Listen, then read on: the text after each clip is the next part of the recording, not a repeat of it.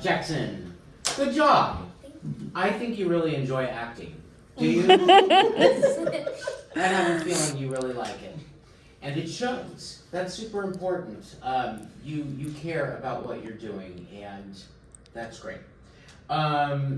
Your slate is solid.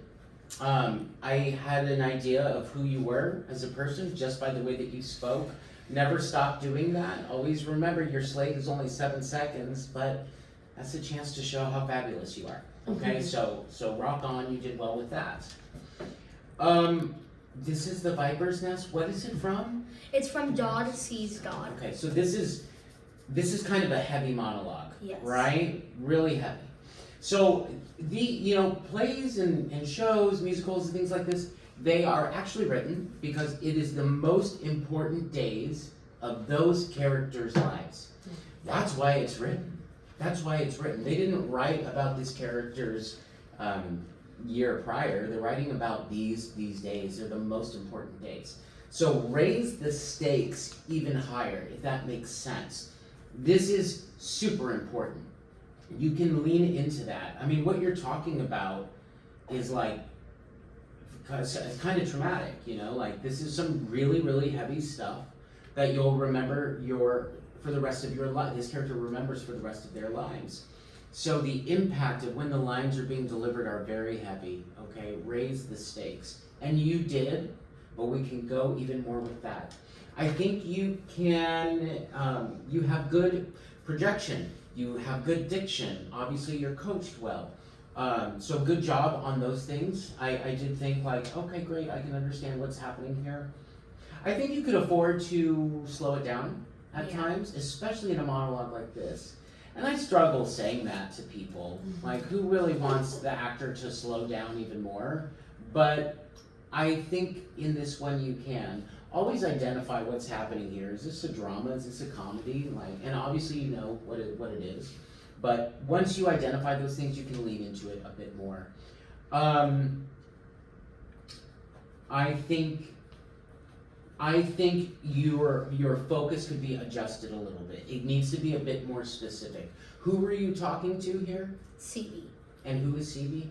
He is Charlie Brown in his teenage years. Someone I'm Schroeder, and we used to be friends, but then he went on the wrong side of the tracks, and I don't like him very much anymore. And he's harassing me, and I'm trying to get him to go away. Do you know where you are? I'm in the piano room, the choir room at the school. Excellent, good. So you know these answers, as you should.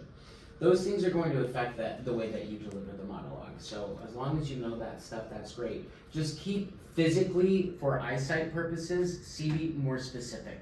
We need to know exactly where they are. At some point they were here, at some point they were there. At some point it felt as if your eyes were wandering, and you are too good for that. You're too good for that. I know that you're capable of that. And that has to do with purpose and specificity, okay? Your eyes move with purpose. I actually really enjoyed how you just sat there too. There's power in the simplicity. You don't always need to be doing too much. So I actually thought that was pretty good. I like your choices. You're hearing a lot of good stuff from me because I liked what I saw. Do you have things that you want to add onto this? Yeah, I agree. It's good we've been seeing today. How comfortable are you with the language in the piece? I could care less. So you're totally cool with it, right? Yeah. Because I kind of felt like sometimes you're like, oh, are you good? Are you gonna be okay with the fact that I'm cursing like this? Yeah, I was a little bit scared. I was like, oh, I really hope there's not someone in here Right. I saw that. Oh, I no. felt that. Oh, Right? no. So you wanna, that's why I asked. And what I'll say is that you do have to be careful when you bring a piece in that has language like that, particularly for somebody of your age, because it can be a little jarring. That we're like, oh, an 8th grader's talking this way, right?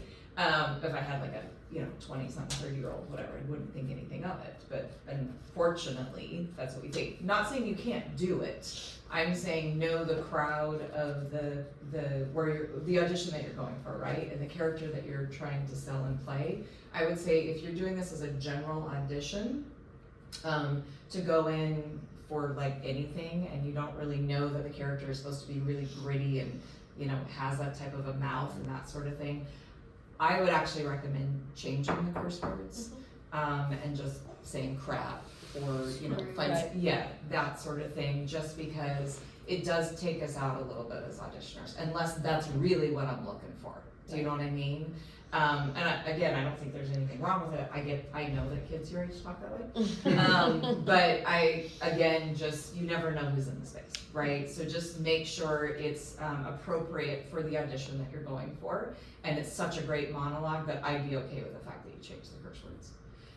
Some people might not feel that way. I It just agree. depends. I actually agree. So, and then I would, yes, because there is no movement, you really have to lean into the mannerisms, right?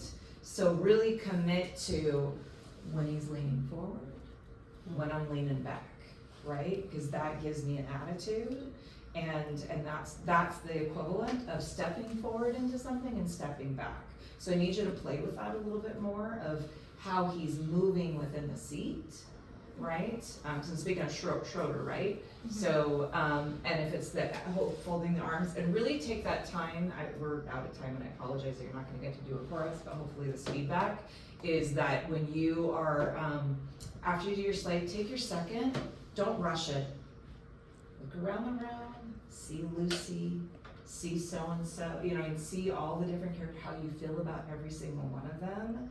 And then it's like, fine, I'll contribute to this BS that's happening in the room, right? Because that's what he's saying. Yeah, so really take that in, and then I want you to drive it home into each one of them, right? Or whoever you're supposed to be talking to, if it's just him. The other ones are in the room, because it's like a group therapy thing that's happening, isn't it? No. It was just the two of you? Yeah, it's just the two of us. Oh, okay, take that back. You could play with it that way, if you Yeah. wanted to, because that's what it felt like. So I know the piece, but I don't know, obviously, right? I can't remember exactly where it took place in the show.